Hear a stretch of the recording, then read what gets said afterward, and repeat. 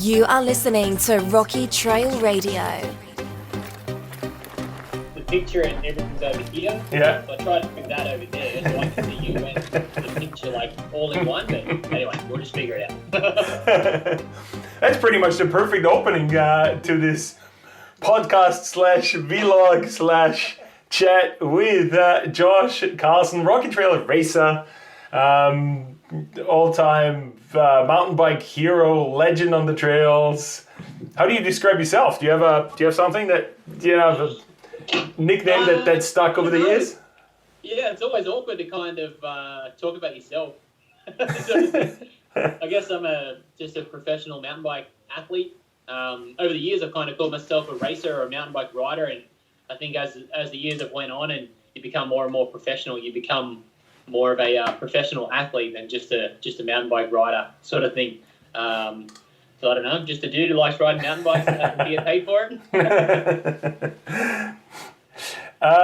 We're obviously, rather than chatting at each other at a Rocky Trail event, we are doing this via online tools, using Skype in this case. So yeah, how is this COVID situation for you? Obviously, you had massive plans like everybody else to travel a lot and do a lot of races everywhere. Obviously, everything's on hold now. How does that, how does it treat you? How does it work out for you?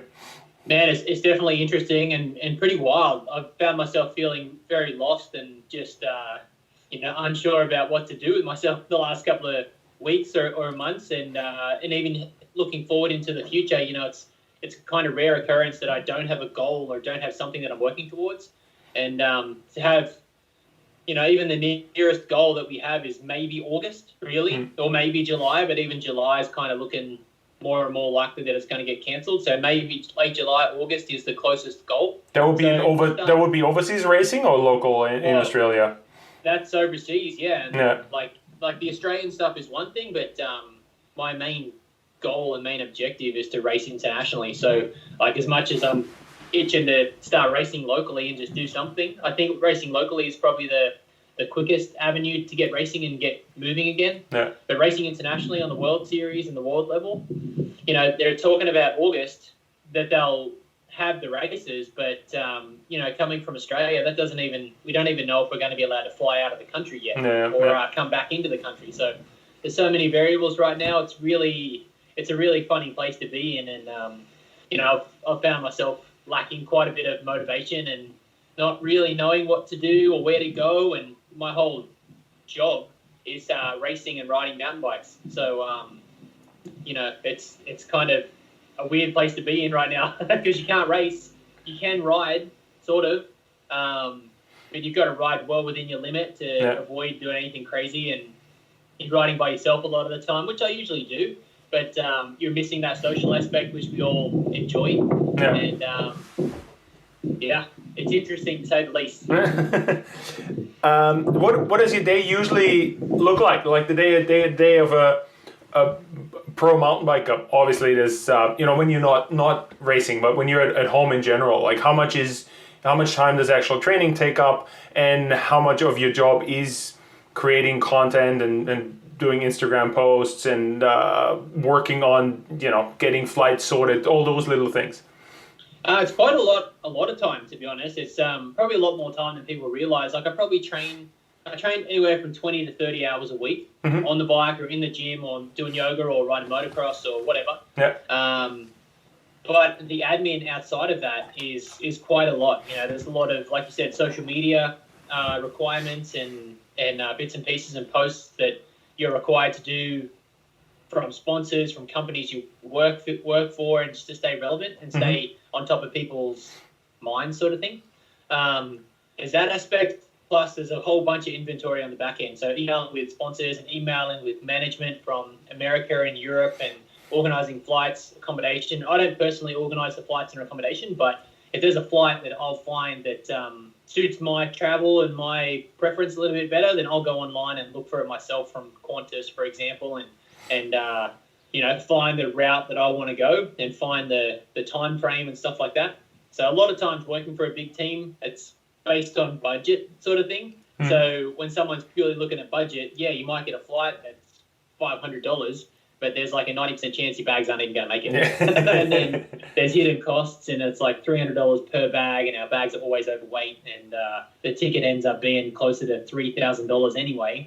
Whereas at the beginning, when you look at a $2,000 flight, for example, when you compare the two, you're like, oh, no way, we're not paying $2,000 when we can pay $500. Yeah. But anyway, so it's those little bits and pieces that take quite a bit of time. Organising the schedule, organising your training for the week, talking to my coach, my sports psych, my gym, all that kind of stuff. How many people have you got working on Team Carlson?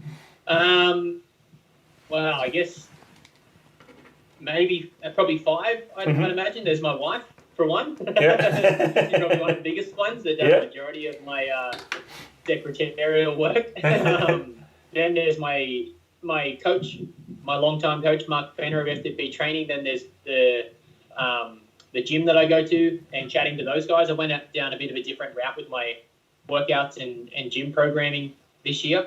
I saw your Facebook post about bench presses with kids. Perfect weight, because they get bigger and bigger and bigger. As I know with Cosmo, he's now 4.5 years old, weighs 20-something kilos. So if you lift him, throw him in the air, you do that 20 times. Yeah, it was easy until it was 2. yeah, exactly. And so you got your built-in resistance. Absolutely. Every kid, when they get to 15, wow, it might get a little bit difficult. So there's you talk to my gym and organise workouts and stuff like that. Plus my sports psych. We usually chat once to 2 times a week. And then there's the management from the team. So I have a direct manager from the Giant Factory Off-Road team that I liaise with. And then there's an overall management team that looks after all of us. So, I guess there's probably 5 direct people and maybe 10 indirectly that work towards the Froth Factory performing sort of thing. Yeah.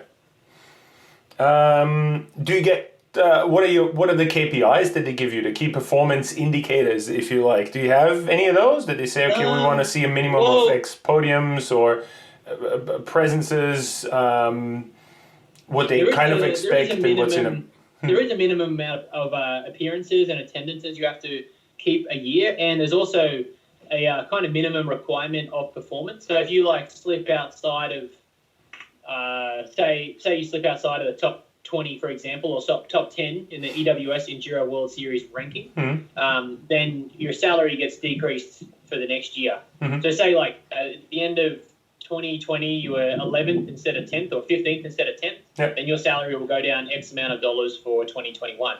Vice versa, if you're top 5, you get an increment, and then if you win, it just builds and builds and builds. So there is a bit of a minimum performance requirement there, but it's all based on so many different circumstances, and this year how does that happen? No one's racing at all for the moment, so that little key KPI is quite different. So now we're looking at a lot more social media and providing a lot more content outside of bike riding. There's a lot of people around the world who can't actually go outside at all at the moment.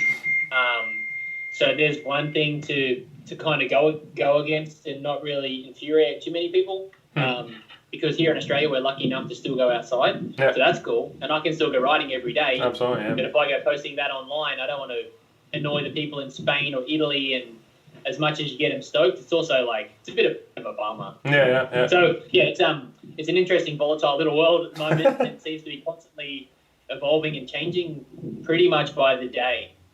Is weight gain an issue for you? Is it something you need to worry now that there's no training, there's not the routine, that family life at home does get a little bit too comfortable, and as you say, there's no immediate goal, so what do you care if you're a kilo heavier than normal? At the moment, is it something you watch a lot, or is it not? Is it easy for you? No, it's something I have to watch for sure. I'm a little bit on the bigger side anyway. So having a bigger frame, and I definitely love my food. And coming out of Easter, there's Easter eggs and chocolate everywhere.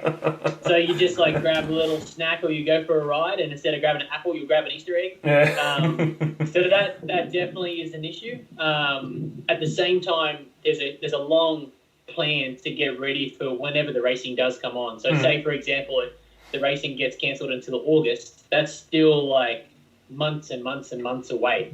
So on one hand, if I was too skinny now and too fit, and too on the edge, as you would say, that's not going to last. Yeah. So there's a certain point where you've got to periodize your year and have certain peaks and troughs and blah, blah, blah. And so I've been working pretty hard this summer and dropped a bunch of weight already since the end of last season. So my goal for the 2020 season was to be much lighter than I had been in the past. So I think I finished the season last year around 87 kilos. I'm 6'1", so 87 kilos. And then now before at the beginning of March, I was back down to 84 kilos, almost 83. And the goal is to be back down closer to 80 by the time the season rolls around. So now, I might fluff back up to 85 or something like that, but it's a bit of a game I'll have to pay attention to for sure. And like you said, when you're not training and you're not working out every day, when you're working out every day and you're training 30 hours a week, it's pretty easy because you're constantly in a calorie deficit and you rarely ever have a day you don't burn less than 2,000 calories. Yeah. And when you burn 2,000 calories a day, you rarely ever go into a calorie surplus. So in that respect, it's easy to burn it off, but it's even easier to put it back on. And if you need to lose weight, what's your trick to getting rid of the Christmas and Easter thing quickly, or is it just management for you rather than losing stuff quickly? Yeah, it's just management. You'll go back to, so at the moment I'm only training once a day, whereas when I'm full training, it's at minimum 2 to 3 times a day. So if I get a little bit too fluffy, then I'll just step back into the 2 times a day routines, plus get a little bit more strict with my diet. And I usually am on a bit of a plant-based diet with rarely any animal products at all. It just makes me feel good, and it also strips the weight off me pretty quick. That's been a little bit relaxed lately, and I'll have a meat dish a couple of days a week or some eggs for breakfast every other day. But when it comes down to crunch time, then all that gets cut out. There's no eggs, there's no cheese, there's no dairy, there's no meat. It's all pretty strict and a little bit more focused. So that's one thing that's almost nice to just relax on. It's nice to relax on and not be so strict and focused, but at the same time, you can notice how good you feel when you're not on the diet, you're not on the program. So now, had a few weeks off, probably closer to 4 to 5 weeks of, switching off. And now you can feel like you're not quite as strong, you're not quite as sharp, and everything's a little fluffy, and you're like, oh, that was working. I'm not only a mountain bike events organizer, I'm also a teacher at university where we talk a lot about entrepreneurship. So that's the course I teach to students, luckily all over the world now, very online e-learning based. So I'd like to know a little bit more about the entrepreneurial side of a pro sports person. Is it something you said, do you see yourself as an entrepreneur, and do you see yourself as a brand or as a business? I think more so in the last couple of years, and especially as of this year, prior to the COVID-19 scenario. So, maybe as you get older, maybe as you get more aware, when you're a little bit younger, all you're focused on is racing. Racing, having a mohawk and something loud on the podium and whatever. If you can spray champagne and be that loudmouth Australian in America, everything kind of flows pretty easy. But as you grow up and you mature, and that business side and that profile and that brand, that becomes a lot more of a bigger deal. And it's also your legacy that you leave behind. So you can be a racer, and race results are great and they'll always be there, but when you have a scenario like we have now, all of a sudden, if that's all you've got, then you've got no value. So if you can't race, well, what are you, kind of thing? There's sportsmen all over the world right now, not just mountain bike riding, but cycling and soccer and football and NFL and baseball and all that jazz. There's millions of athletes around the world right now that if you can't compete on the weekend, well, what are you? So now more than ever, I think having a brand and having an awareness like that is more important. So I've been paying a lot more attention to over the last, say, 6 months to that, and to a bit of to what the future looks like a little bit. My focus is still 100% on racing right now, well, despite the current scenario, but that's my primary focus, and racing as of 2020, I've signed a new deal to race e-bikes into the future. So anyone outside of the mountain bike world might not quite understand that, but e-bikes are a pedaling assist mountain bike that will be racing all around the world, and it's a whole different format, different game, different everything. But as I evolve into that, it also brings a little bit more awareness to my profile and my, social media image, what you want to do with brands, working with companies like Lululemon, building my own brand on YouTube and making videos, and also stepping into the social media world and all the technology that we have at our fingertips to do like podcasts or videos or like what we're doing today. And it starts to make you think a lot more about those avenues and what you want to do, what you want to leave behind outside of just racing. Did you ever write that down? I mean, a business plan is probably a bit, doesn't really fit, but certain, probably 80% of a business plan could be written around your product, if you like. I'm using my finger to quote product here. Is it something you've done or you looked at that? Is it something you... As of the last few weeks, it has for sure. I've started to write down people I'd like to interview, how I'd like to go about it, the process in which I'd like to take that on. I seem to have an okay ability, and I wouldn't say talent, but I'm not really shy talking in front of a camera, as you probably have seen, or a microphone at the events that we've had. But trying to leverage off that moving into the future, and leverage off my relationships and friends in the industry with the racers that I race with currently and have in the past. Using that's been part of my, I guess, written journal of what I've been documenting the last couple of weeks, and especially the last 7 days. It's been a lot more and more, and even little things like Zwift, online cycling and that kind of thing, creating meetups and creating bunch rides with just people inside of my team from the Giant Bicycles family all around the world. That's all been part of my journaling, I guess you would call it. And for more of the better, my business plan. Yeah.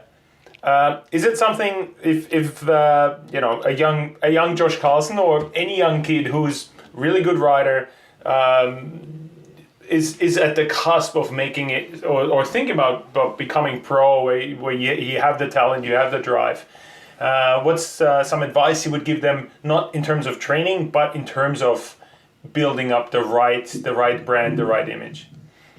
I guess it's kind of hard to tell a young dude or a young girl to be confident in who you are and what you're doing, sort of thing. When if you're in your 20s or whatever, traveling the world racing mountain bikes, and you say like, hey, you really need to sharpen up your Instagram image or sharpen up your YouTube channel, and try and figure out which channel you want to go down. Like, you want to go down the kind of rat bag free ride, dude route and be a bit of a free rider and a bit of a what do they call it, an influencer on social media, which is a total thing now. Like, regardless of anyone's opinion of it, that's a whole nother genre of profession. But isn't it also isn't it also planned? Isn't it also structured? I see a lot of influencers and they go like, they are the cool dude, the hip dude, but at some point there is a suit sitting behind them going like, okay, well, this is the schedule. These are the products that you're gonna wrap in your cool way. That doesn't mean you need to take away from them being natural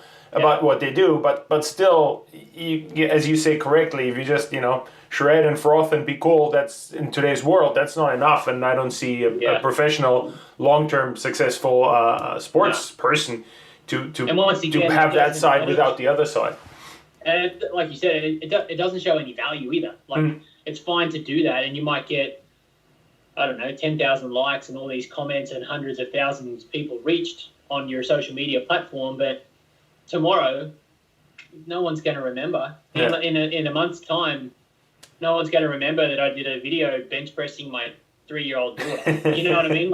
So you've got to capitalize on that and use that as part of your brand and your image and take hold of that. So it's kind of hard to really nail it down about what you would tell a young person to try and crack into the scene and be a professional athlete, by offering advice to the younger generation on just how to sharpen up things. Like, social media, it is your private platform to a point, but when you become a professional athlete, those companies are paying you for your image. So they want to be a part of what you got going on. So when a company like Lululemon, for example, comes on board, and you might want to do a cool video, but at the same time you're wearing their clothes and you're promoting their image. They're using your audience and your crowd to promote their clothing and then a specific image that they want to target. So when you just put up a post of you doing something stupid, yeah, it might be cool and some of your friends might laugh, but when a bigger company out there is looking at you, it's like, ugh,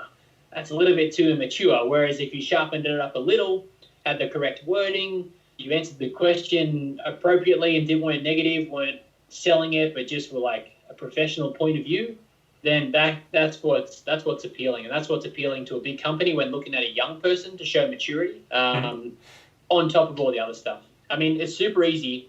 It's not easy, but it is super easy when you show up to a race and you just smoke everybody.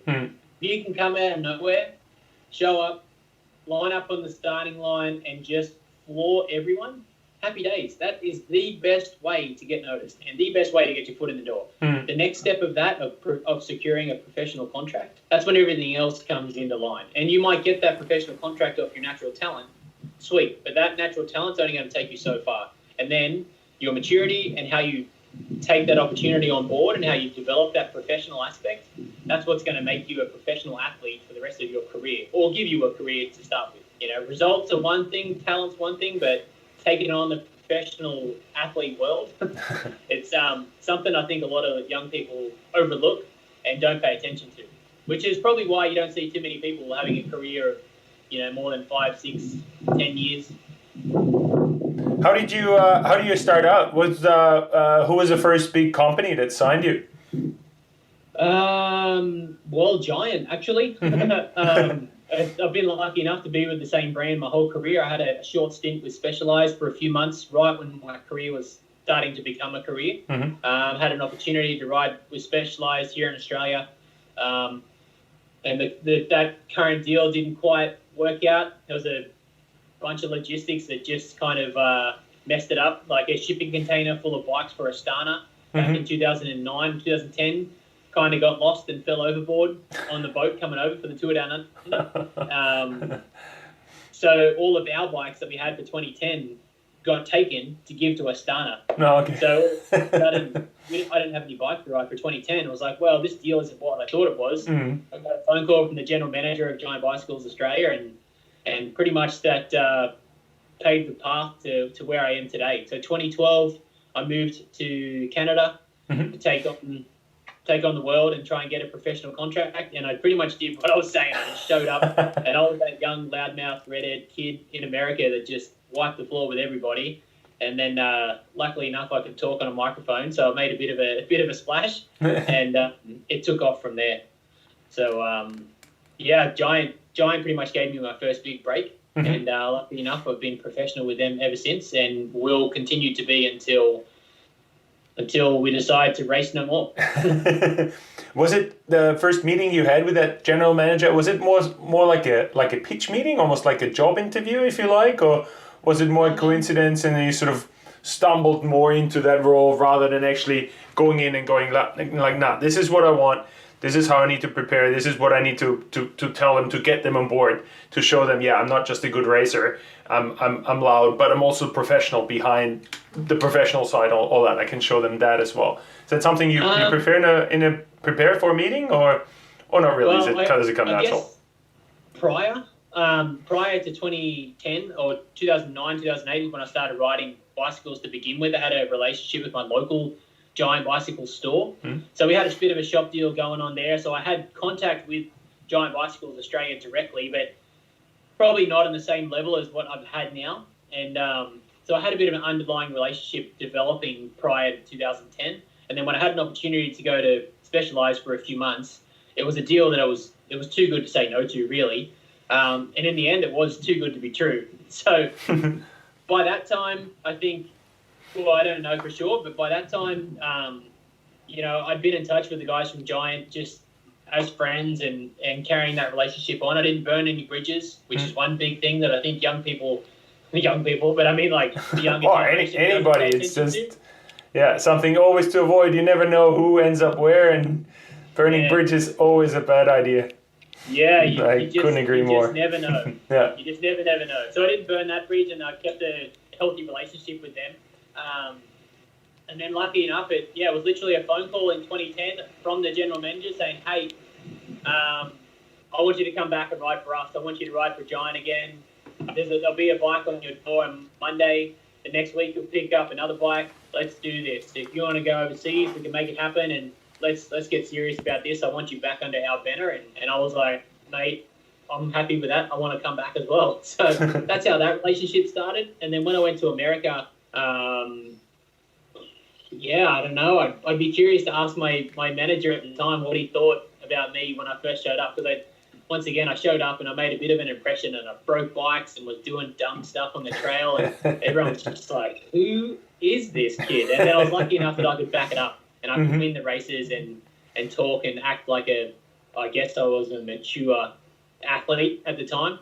I definitely had a bit more of a plan moving forward. Like, negotiating a professional contract was much different to just an Australian deal or bikes. Because in 2010, it was just bikes and parts at the time. It wasn't a professional contract. I was still working as a landscaper. And during that time, I had a full-time job as a landscape apprentice, working on my landscape trade. So I didn't quit my job until I had that trade in my back pocket. And then as it got time to negotiate for a real professional contract, then that's when I had a lot more of a plan, a lot more of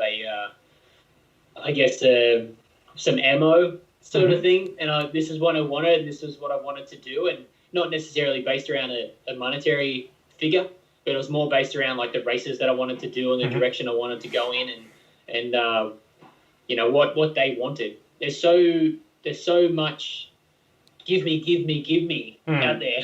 I think a lot of people, a lot of athletes and a lot of younger athletes lose sight of like what value you can provide that company. What can you do for them? Like they might pay you and they might offer you a professional deal, but it's not just about race results. It's what you can provide them that makes value and can really set you up for a career.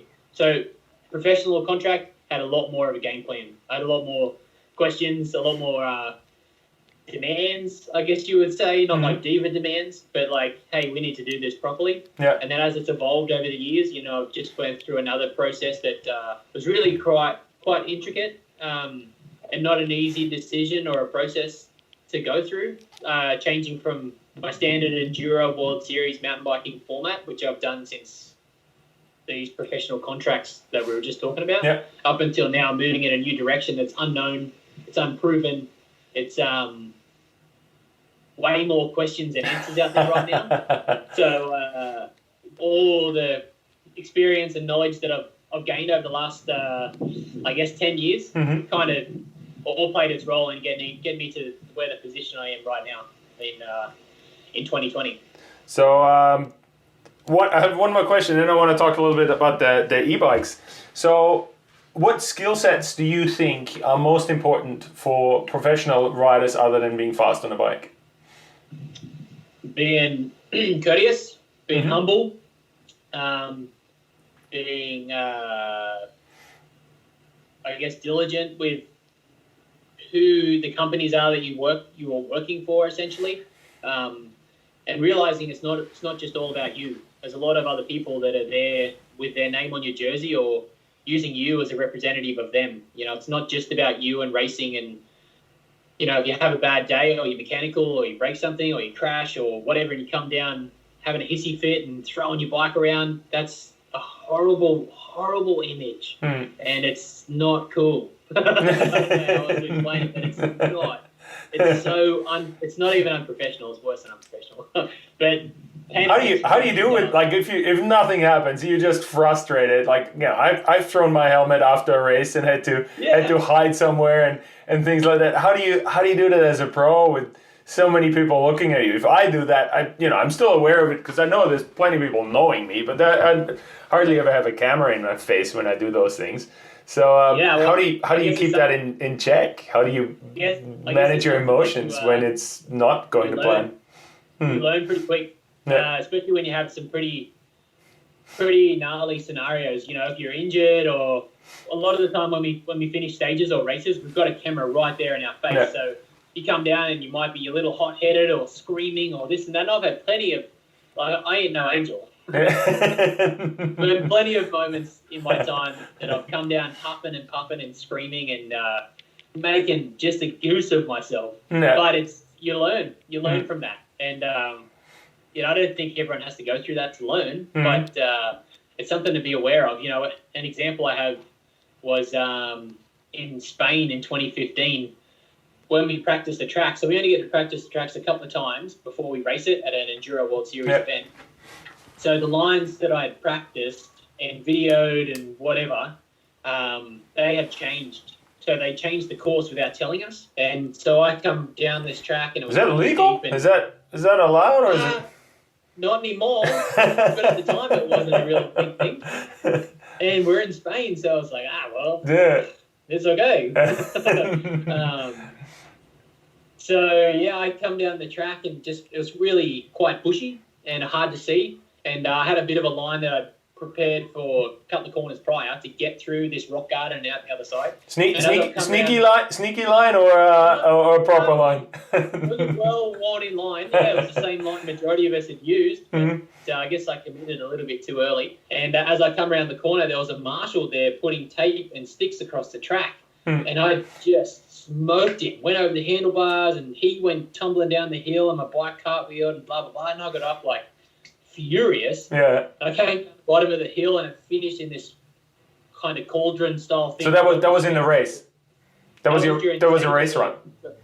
Yeah, that was a race run. Yeah, and I was doing pretty well that weekend. I think I was sitting in 7th or 6th leading into that stage. And that cost me like who knows how much time. Regardless. Anyway, I come down to the bottom and was screaming and profanities and all this. I was just a full-on hot-headed goose. Yeah. And later, I went back and I found a couple of people who were in the crowd and I went and saw the officials that night and said, look, I'm sorry. I was a little bit heated and apologised and pretty much been a rare day that I've done that since. And then another one was actually this year in Whistler in 2015. I was leading Enduro World Series at the Crankworks event. I had like a 45-second lead heading into the final stage.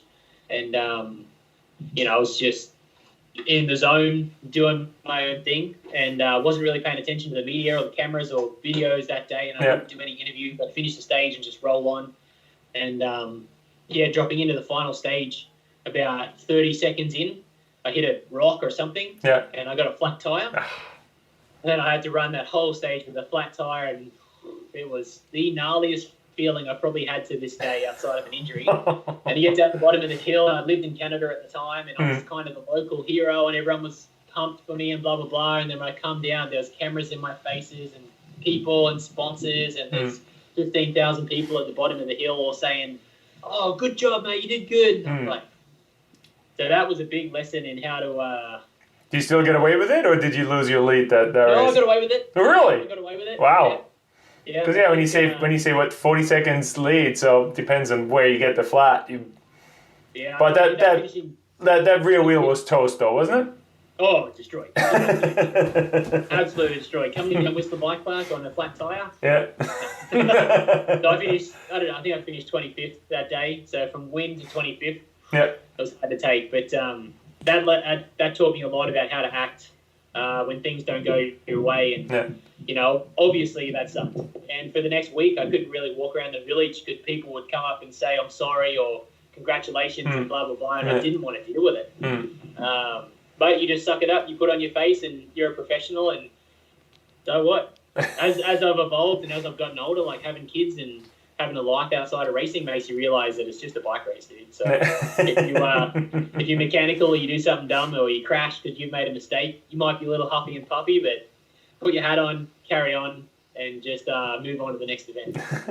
To me, I agree, yet on some aspects I don't, because when you're in the zone, and for me is, having done crocodile trophies and big races like that as well, while very much on the amateur side of things, it is just a bike race, and afterwards, it doesn't matter. But when you're there, it is for those 6 hours that you're on a bike, it's the most important thing there is. There's nothing else. Don't care about anything else. And if I miss a podium by, a few seconds, and I know it was my mistake, that is just the worst thing that can happen to me. out of everything that can happen to me on that day. So I fully understand that aspect of it. Yeah, I say to try and keep composed and hold it all in, but there's a time and place. when that time and place comes, I'm not a very fun person to be around. I'm sure my wife would have a different answer to that. Yeah, man, it was one of the gnarliest feelings I've ever had to this day. I'll never, ever forget how bad I felt for weeks, for months, for a year afterwards. It wasn't until a year after that I came back and I podiumed that same race. Yeah. And kind of gave me a little bit of redemption, but even still to this day, that one really, really, really hurts. Does it make you stronger? Things like that? Or is it? Do you rather go like, stronger? Screw this. I'd rather be. I prefer to have won. No.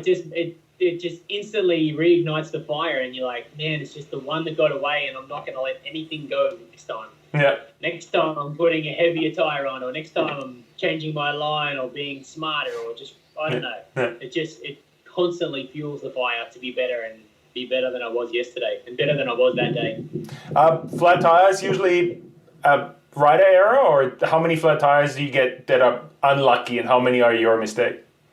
Usually they're your mistake. The tires are pretty good. Like our Maxxis tires these days are really bulletproof, and if you run something light, it's always your mistake. Sometimes it is what it is. You're lucky to get through without flatting. The courses are so rough and so gnarly and so unpredictable that it's inevitable sometimes. That one was rider error. I went an inside line instead of the main worn line and tried to save a second or 2 seconds, which wasn't necessary. When you got a 45-second lead, I should have raced to win, not raced to keep winning. So usually it's rider error. Sometimes you have a mechanical that we've had in the past where the equipment's not quite up to task, or it's a prototype piece of equipment and it just failed. That is what it is, and I've had that happen in the past. I've had injuries from crashes where the equipment's just failed. It's a prototype piece of equipment that's broken during the stage and failed, and then all of a sudden just thrown me into the dirt harder than I ever could imagine. So, if you don't see it coming, they're the worst ones. Yeah, but if you jump into a rock garden blindly and just don't have a care in the world, then that's your fault. Yeah. So in my head, the ratio is about 9-1. When I see flat tires, I think every 10th is really just bad luck. There's nothing you could have done, just bad luck. Everything else, or mine at least, is like, that was a dumb line. I came in way too hot that. Totally. Especially when you're doing stage races where you do 38 hours on the bike. Yeah, a second here or there does not matter in any way, shape, or form. Doesn't matter. Exactly right. Let's talk about e-bikes. Yeah. New exciting thing. When was the first time you sat on one of those things? I guess it was the end of 2018. Okay. I guess it was. Wow, that was late. I asked Giant for a Trans e-bike, one of our Giant Trans E's, for training. Yeah. And I thought it was just a great training tool. Like if I could get more downhill in for less effort, this is perfect. And here in Wollongong, we don't have any chairlifts or stuff like that. So if I could get up the hill easier and do more downhill runs, it was a perfect training tool. As that evolved, 2019, the next time I actually sat on one outside of training, and even as the bikes evolved it through, so that was the end of 2018, I got my first one. Then 2019, we changed our bike setup a lot. So the Trans was a 27.5 wheel size. Then in 2019, we went to the Rain 29er.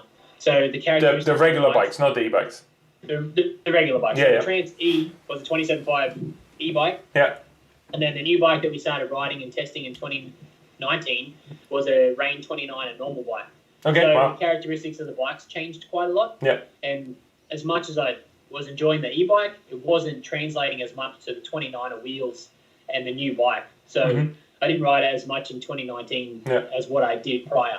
And then the next time I sat on one was after the season finished in 2019. I went to Varazzi, which is just up the coast from Finale on the Italian coastline, and went there for a race and just fully dove in head first to try and figure out this e-bike world. And pretty much from that day, I've only ridden a normal bike or like a normal bike for like 5 days, maybe since the end of October. But now all the training you do is on the Trans E. So the only training I do now is on the Rain E. Oh, Rain E, okay. Rain E, which is a little bit bigger, a little bit more enduro based and downhill based. So man, I ride that thing. If I don't ride the road bike, then I ride that thing pretty much every other day. But the road bike is not an E road bike. Do Giant do E road bikes yet or not? I think Giant does do an E-road bike, and I Specialized have an E-road bike. I think Giant have an E-road bike maybe in Europe. Not too sure if it's here in Australia. But no, that's a normal roadie. But if I ride the mountain bike, usually it's on my e-bike. If I go for a group ride with a bunch of lads on normal bikes, then I'll still ride my e-bike and just turn the motor off and just pedal a heavy bike around all day. Is it 29-inch wheels or 27? No, it's 27.5. We've been testing a 97.5, like a mullet setup lately. It's been pretty cool and interesting to test and develop. Sorry, that's a big one in the front and a small one at the rear. Yeah, so a 29-inch fork, 29 fork and a 29 front wheel, and 27.5 rear wheel. So yeah, it's e-bike live full time right now. With the new formats that are coming, the new formats are quite different to the standard Enduro World Series format. The pedaling's different. The characteristics of the bike's different. It's heavier. There's a lot more uphill climbing. The setup's different. Man, it's been a big wake-up call and a big learning curve. Trying to learn how to ride the e-bikes properly. I found the few times that I've sat on one, I crash uphill just because I overpower going into every corner. Because the way you apply and they were the earlier models. Like I haven't really done much on the last few editions. Were massive development changes in terms of the feel of it. Like when you start to put out like how many watts, almost like engine mapping. Where at what point of the pedal stroke do you put out how much and how much do you want to get?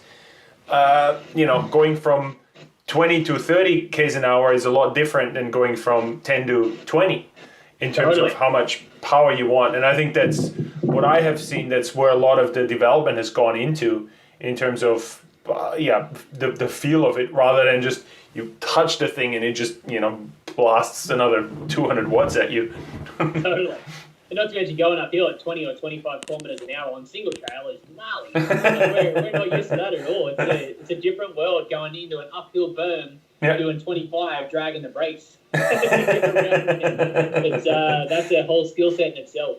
How do they jump? There's been a lot to adjust to and a lot to adjust to with the team, with suspension setup, wheel setup, tire setup, drivetrain setup. You need bigger brakes. You burn through equipment so fast. Because now you're doing what you would usually do in 2 days. You're doing 4 hours. Wow. So the amount of descending you would usually do in a week, you can do that in a weekend. So in 2 days you'll do close to 7,000 or 8,000 meters of descending and probably 150 to 200 kilometers of riding in 2 days. And usually that's like 1 week's worth of trail riding. So in 1 week, you're looking closer to 15,000 meters of vertical, and that's a lot. That's a lot. That's a lot of wheels, the bearings, the suspension, the drivetrain, the chain, the brakes. Yeah, it's just more. It's more in every possible way. How do they feel in the air when you jump those things when you don't have the wheels on the ground? Is it much different, or I think it feels better. Yeah. Yeah, I actually prefer it. Maybe I've been training a lot on the motocross bike lately. Again, because the characteristics of the motocross bike translate a little more, and maybe it's the extra weight in the air. But I don't know if I've ever felt more comfortable jumping than what I have on my current e-bike. And it's got a lot to do with the new Fox suspension for 2020 and the stiffer fork and the different internals. All that kind of plays a factor. But I feel super comfortable. I've been able to jump stuff, and I'm not typically a very confident jumper. I mean, I'll do it and make it happen, but it's not my preference. and now I feel like I'm one of the first dudes to try and make it happen, and I'm more than keen to go for that huck or gap or jump or double or push it out a little bit further. Which is cool. It's exciting. And see, now I forgot my next question. I had it on the tip of my tongue. Are you involved much in research and development with those things as well? Yeah, a little bit. Yeah, pretty frequent contact with the engineers from the Netherlands, talking about some new models and new bits and pieces, and what I'd like to see in the new bike, and what I think characteristics I like on the current bike, what I'd like to change, angles, length. It's a pretty interesting conversation at the moment about chainstays, and plus it's all based around where the motor sits too. So there's a new thing about where the motor sits so low in the frame, trying to lift that motor up without compromising the frame in our suspension, and you got motors from Yamaha, which make our giant motors, Bosch, Specialized have one, Shimano.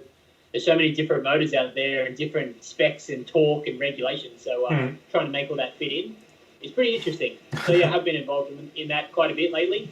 And yeah, like I said before, we're going into uncharted territory. By the time racing does come around, which is in another few months at its earliest, who knows what's going to happen. Just this last week, I feel like I've made some developments with my bike that I haven't had before, and I've been riding this thing for 4 months now. So that's you fiddling with it and adjusting angles and adjusting suspension, adjusting travel heights, fork heights,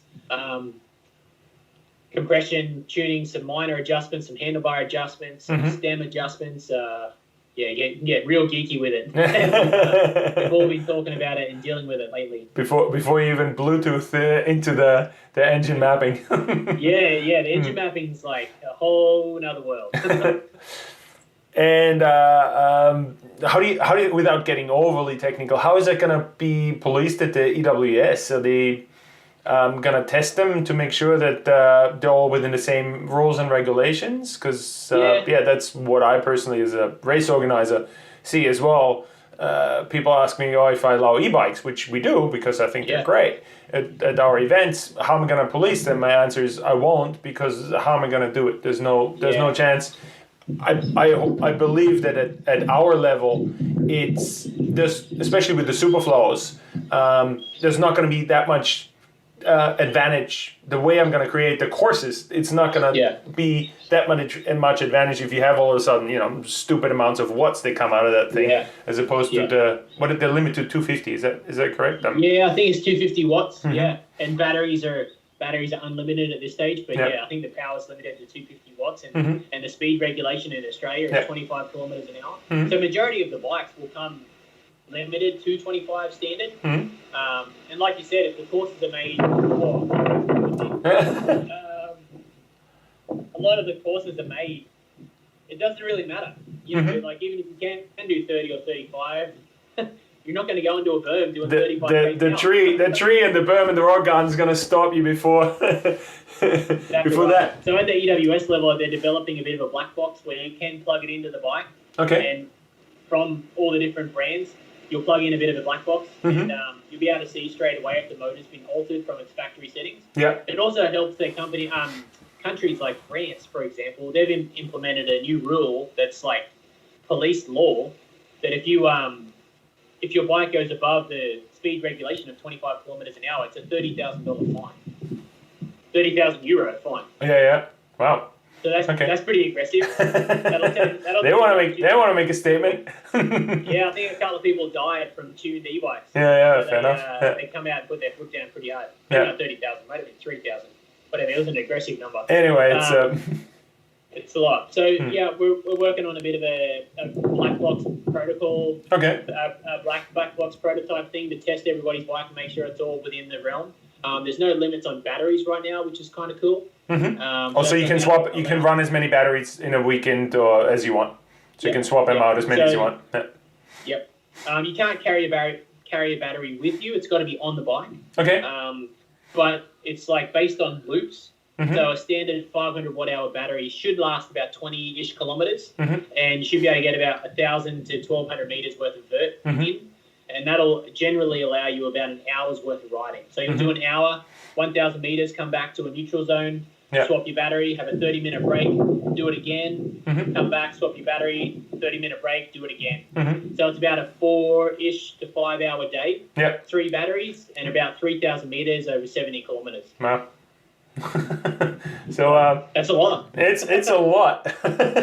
So really, the e-bike, what it does in terms of your fitness, your training, it just adds more to make it just as hard. It just adds another dimension to it. So yeah, it's like the mixture between a motorbike in terms of how much distance you can cover. To go into that direction, but it's not physically. There's not going to be any difference for you. No, it's if anything, it's more. It's I've had to work harder lately because the physical requirements of it are so much more than it's ever been before. So now you might only ride for like 2 hours or 3 hours or 4 hours, whereas before I do quite a lot of 6 hours to 8 hour rides just to get ready for the EWS. Whereas now you might only ride for 4 hours, but like I said, you're doing 70 Ks and close to 4,000 meters in that 4 hours. So that's really intense and a lot. That's a lot of stimulus. It's a lot of work on the body. So preparing and training for that's been pretty wild, and a lot more training than I've ever done before. And maybe not a lot more as in hours a week, but just a different way of doing things. You said at the beginning that your bags, when you travel at the airplanes, they're always overweight. How much worse is that going to get with the e-bikes, and how do you do it with the batteries? I'm assuming that in every country they're going to have the batteries for you, and you're just going to travel with the bikes without batteries. Yeah, I'm pretty lucky at the moment. Giant's supporting me with having a couple of bikes in every country that I go to. Oh, wow. So in Europe, not every country, but in Europe, I'll have a race bike and a spare bike set up. Yeah. In America, it'll be the same, a race bike and a spare bike. And then here in Australia, it's the same deal. Have a race bike and a spare bike ready to go. So I'm lucky enough that I can just fly with my bags and my suspension. Yeah. And then there'll be a bike there ready to go.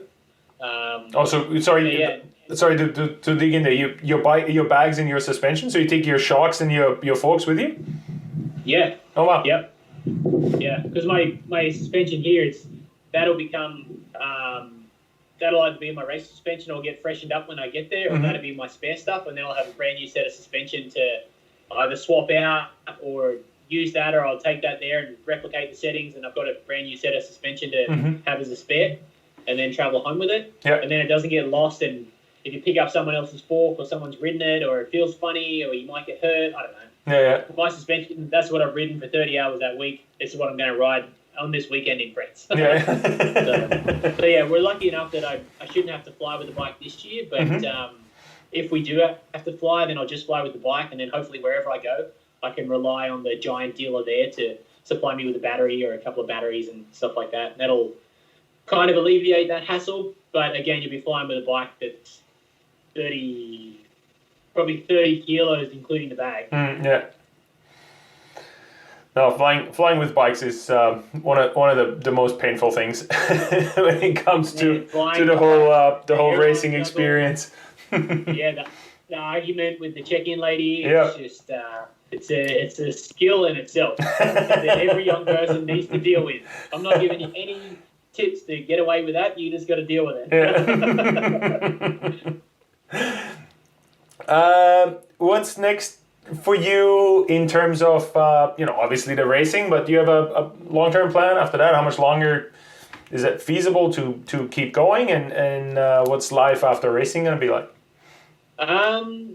Not too sure at this stage. Yeah, I guess like I said before, my whole focus at the moment is racing, and I've just signed a deal to race through to 2021 with e-bikes, and then the goal or the plan is to, in 2021, we're pretty confident the world of e-bike racing and e-bikes in general is going to be in a different place. So the goal is to do these 2 years and develop and grow the new discipline with Giant and with the EWS and with e-bike racing around the world. And I guess I've kind of taken that on myself to put my hand up to try and help, like places. I was part of the EWS, being one of the rider advisory board members to help grow the sport and I don't know, get in touch with people around places in Scotland or like yourself or like the Australian Enduro Championships to try and help the sport grow here in Australia and not necessarily change people's opinions, but just give them an opportunity to learn and understand what the potential is and what's possible. Yeah. So yeah, I'm not too sure what the future looks like after 2023, I guess. Sorry, how old are you now? I just turned 34, I think. 33, 34. Yeah. Just turned 34 a couple of weeks ago. Yeah. So how long? Who's the oldest rider in the EWS? I don't know right now. There's a fair few crew that are 36, 37. I think Sam's maybe 35 or 36. Yeah, I'd say probably 38. The oldest in the top 20 or top 10. Okay, yeah. I think there's a big cluster of us around my age. Yeah. And then there's another cluster that are around 23 to 26. Mm-hmm. So there's like two clusters like that are a mix of the top 20 at the moment. Yeah. I guess like the Enduro World Series focus and goal I had a bit of a plan of 2, if not 3 years that I backed myself being competitive and staying inside that top 20, top 10. Mm-hmm. But now this new e-bike development, I don't even know what the future holds or where it's going to go. The more I ride it, the more confidence I gain in my ability and my potential to really perform well at this new discipline and this new sport. I think it suits a lot of my strengths and capabilities. Mm-hmm. So, yeah, who knows? But you haven't done that. There hasn't been an EW. Is it? Are they called the EWS? No, the Electro EWS. EWSE. EWSE. Okay, yeah. Is the correct format. Yeah. I'm calling the Superflow. I'm calling it Electroflow. Oh, nice. Oh yeah. leading the charge. So yeah, well, our plan is to open it up as soon as we can. We're working on the assumption that smallish events are going to be allowed sooner than big events. So we're already working on formats where we can allow relatively small numbers of people to come, do that, be all socially awkward with each other, and then change our format around. But really, the Superflow format really lends itself to having a great day out, still with a smaller group of friends, and we just need to work out how how soon we can do that again. But we're working on plans, and hopefully see you there. And if I'm assuming you're still gonna be in the country, because it's unlikely that they're gonna allow anybody to leave this place before we can do stuff within Australia again. So that's one of the good signs. Get to see you in a big season. Be a positive. The Australian domestic season might be one of the best ever. Then you might have more pros, then you'll know what to do with that every event. It's going to be great. That'd be awesome. Are there many other e-bike pros that you know of? How big's that field going to be, you reckon, on the pro tour? I'm not too sure. Haven't heard of anyone in the top 20 or top 10 going cross full time yet. A lot of the teams and the people that I've spoken to about my deal and my direction were all kind of shocked that I went that direction. But at the same time, once I explained to them and talk to them about it, and we have a discussion about what the future holds and what my plans are, they're like, "Oh wow, that actually sounds pretty cool." Yeah. So I'm not too sure of any full-time current pros who went across, but I can imagine that once it does hit the ground and once the EWSE series does get rolling,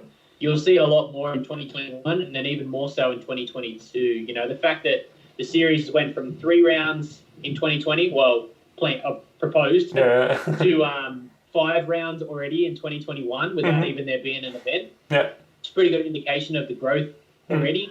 And then by 2022, it'll be on par. I can imagine there would be easily just as many EWS as EWSE races all over the world. Yeah. And by then, there'll be a lot more information about traveling with bikes, about how to get around without a battery or get a battery. And, Australia's a great place for e-bikes. You've got some fantastic trails around the area and around the country. And the fact that we are kind of secluded down here and means like everyone can get around with their e-bikes and drive around the mainland, which makes it cool. Europe's obviously got a huge hub of e-bike racing and stuff like that. America's got a humongous scene, but they've got a lot of land legislation issues and a lot of friction between a motorcycle and a bicycle and an e-motorbike or whatever. So there's a lot of confusion there. So hopefully Australia and Europe can lead the charge and we can make some pretty good headway in the next couple of years. Awesome. That's all. I had 2 pages of questions in front of me. You answered pretty much all of them. Thank you so much, for your time today and a wonderful sunny day in COVID lockdown. Not bad having a view in a backyard like that to hang out at home in, that's for sure. Fantastic. Hey, I wish you great success. I look forward to seeing you at one of the Electro Flows this year.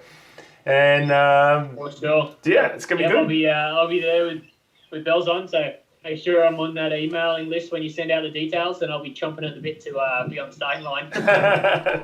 Nice. It's going to be a very, very special moment, I think, for a lot of people. We can finally go back to racing, me included. Yeah, True story. Awesome. Thank you so much.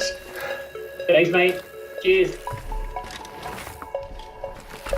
You are listening to Rocky Trail Radio.